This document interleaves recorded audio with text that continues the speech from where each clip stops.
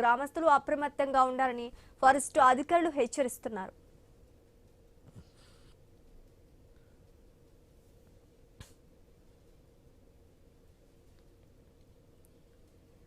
ఏలూరు జిల్లా పోలవరం మండలం ఎన్ఎన్టీపేట సమీపంలో పెద్ద పులి సంచారం కలకలం రేపుతోంది.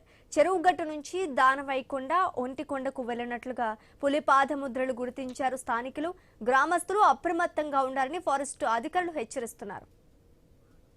ఇక ఇదే అంశానికి సంబంధించి పూర్తి డీటెయిల్స్ మా ప్రతినిధి భార్గవ్ అందిస్తారు.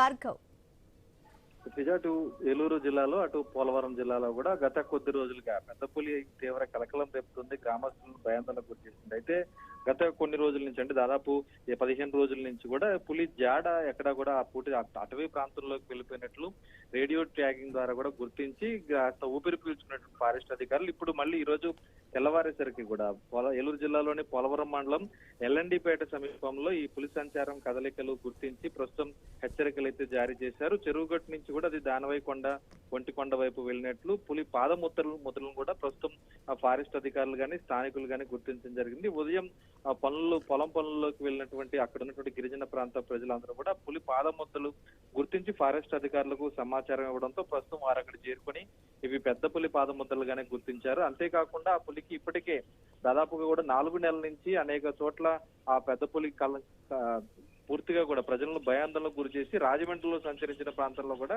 దాన్ని పట్టుకుని ఆ తర్వాత తిరిగి అటవీ ప్రాంతంలో వదిలేసే ముందు దానికి ఒక రేడియో ట్యాగింగ్ సిస్టమ్ ను కూడా అమర్చడం జరిగింది. ఆ రేడియో ట్యాగింగ్ సిస్టమ్ ద్వారా కూడా ప్రస్తుతం ఆ పులి కదలికల ద్వారా కూడా ఇది పెద్ద పులి ఈ ప్రాంతంలోనే సంచరిస్తున్నట్లు గుర్తించారు.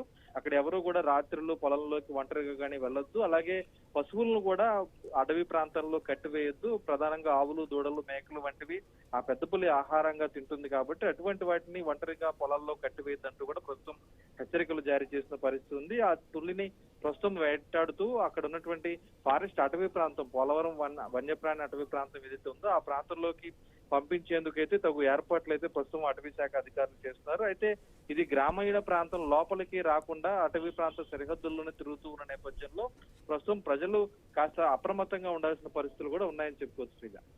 Right, thanks for the update Bhargav.